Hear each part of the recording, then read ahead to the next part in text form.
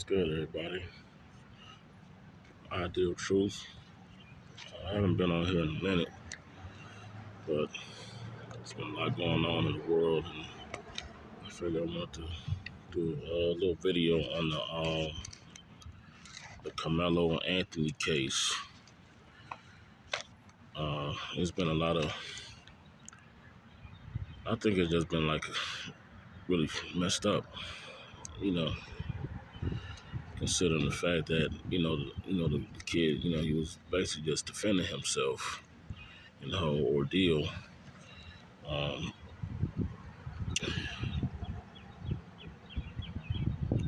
Texas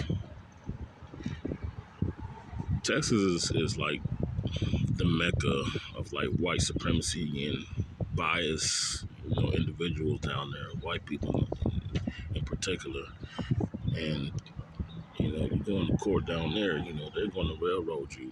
There's going to be complete bias. It's going to be hearsay. It's going to be, just a lot of, just craziness. I don't think he got a fair trial. Nobody was there for the incident besides himself and the Austin kid. I hate that happened to him. But you gotta,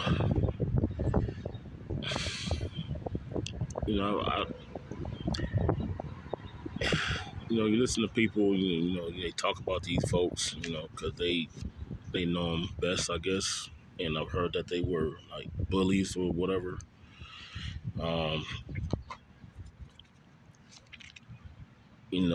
Dealing with bullies, man, especially when it's like one or two of them, you might have a little verbal altercation with the bullies, or you might get into something physical with the bully, a fight, and basically just defending yourself from you getting harmed, you getting attacked from the bully or bullies, which also heard that it wasn't just the Metcalf kid, the Austin kid. It was him, his brother, and other teenagers under the bleachers. Well, not under the bleachers, but on the bleachers under the little shed thing. Trying to seek basically refuge from the rain, because they had a little game or whatever, and it started raining, and hey, I'm gonna go over here and just kind of chill, until the rain subsides. Then I go on about my business. That's probably what Kamelo said. Thinking to himself. I don't think he was going over there looking for a problem. Trying to start some shit. I think that he sat with a group of individuals who particularly didn't like him personally, or they were just completely biased or racist toward him, and they didn't want him, or felt like he didn't belong in that section, and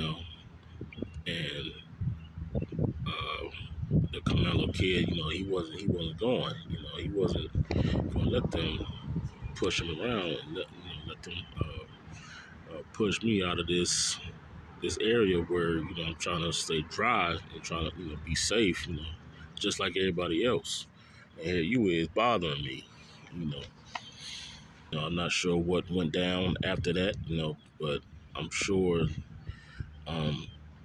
one of the white supremacists, they provoked him or try to start some shit with him, trying to put his hands on him or whatever, and the Kamelo kid kind of reacted, maybe he used, maybe he shouldn't have used the knife or whatever, but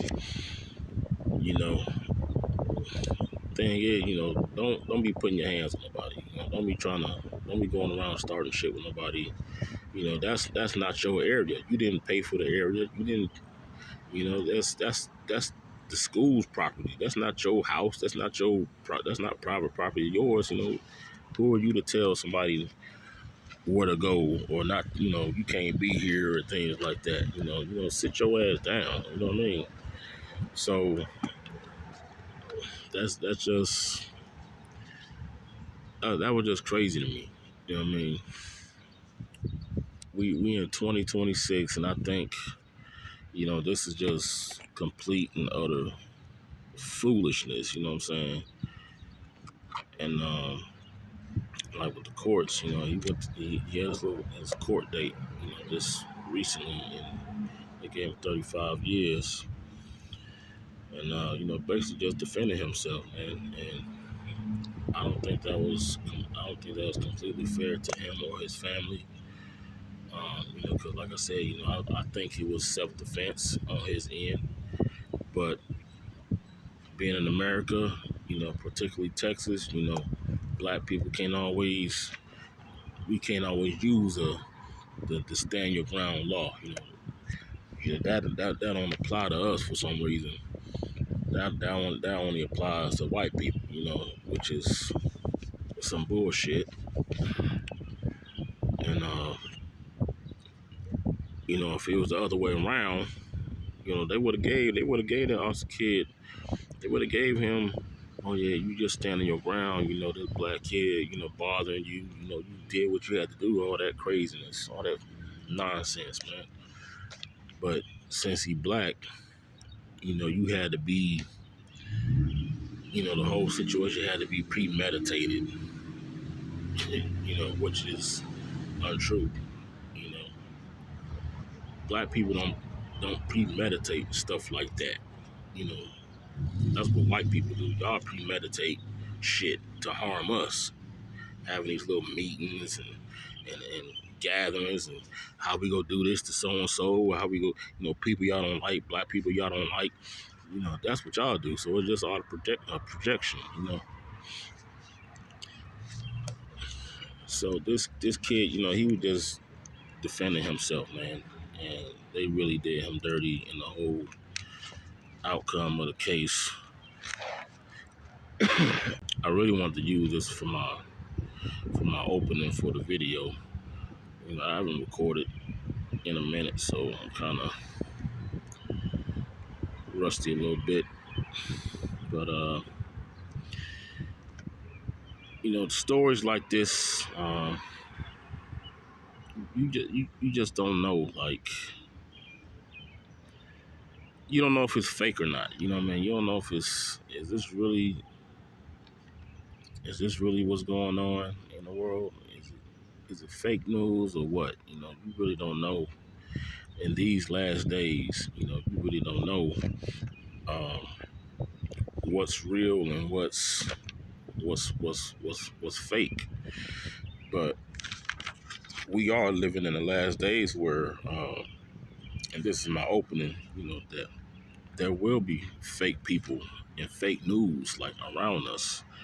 The scriptures say in Timothy, 2 Timothy 4, it says, for the time will come when they will not endure sound doctrine, but according to their own desires, because they have itching ears. They will heap up for themselves teachers, and they will turn their ears away from the truth and be turned aside to fables. It's like I said, the media, like how they structured the media these days, is really set up to provoke people, provoke society, provoke emotions, provoke a racial divide amongst blacks and whites and browns. And it's really designed specifically for that. And so when I hear cases like this where it's completely biased, completely racist, it makes you wonder, like, is this really going on? because they could be utilizing the media to distort our emotions, and create division amongst us. So that's why it's good to like see. I pray a lot. You know what I mean? I pray, and I always ask God for discernment and things like that. Uh, is this real? Is this not real? Things like that. The people in my life. You know what I mean? Things like that, and when I'm looking at on online and things like that, and I have to be careful what I put in my spirit. And that's not just with me. That's with everybody. You should question what you looking at online. Especially on social media. You should be questioning. Especially like with AI and things like that. It's AI is good to an extent, but they're what they're doing with AI is they're weaponizing it to attack people, and they're not using it, in a positive way. It's more negative. Somebody can create a false narrative and use your likeness for the AI video. So it's good to have a discernment regarding what you're looking at and what you put in your spirit. Especially with these cases and things like that. Um, Anything you watch on the news,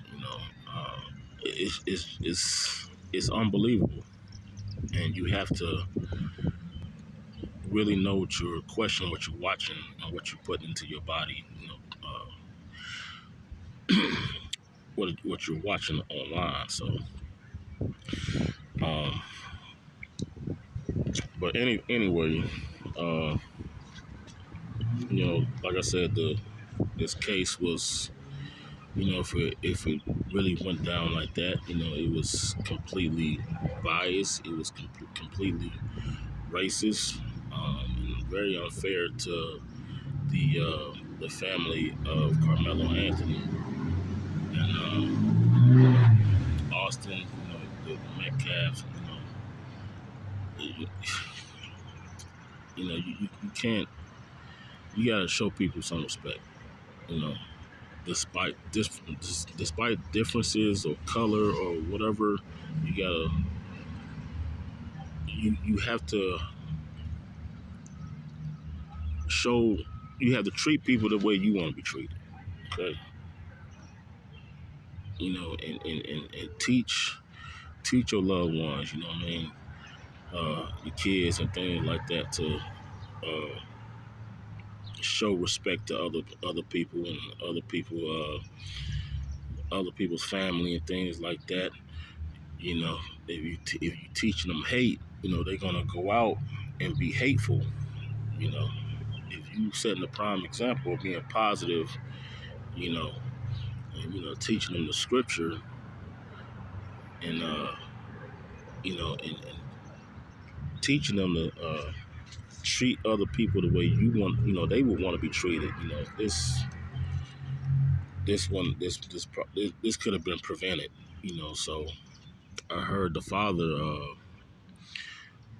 ranting and raving. He went on basically a racist warpath the other day, attacking the Carmelo's family, and he said some very disrespectful things, um, and then try to come back and try to make amends and pray with them and things like that. And it's like, nah, dude,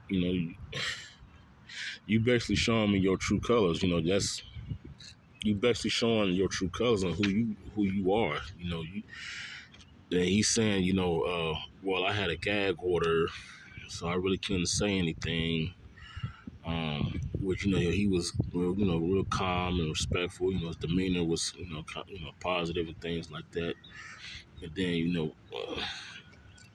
the court or whatever released the gag order, and now he can just say whatever how he really felt. So I mean, he said some very disrespectful things to the family, and, and that ain't cool, man. That wasn't cool. Uh,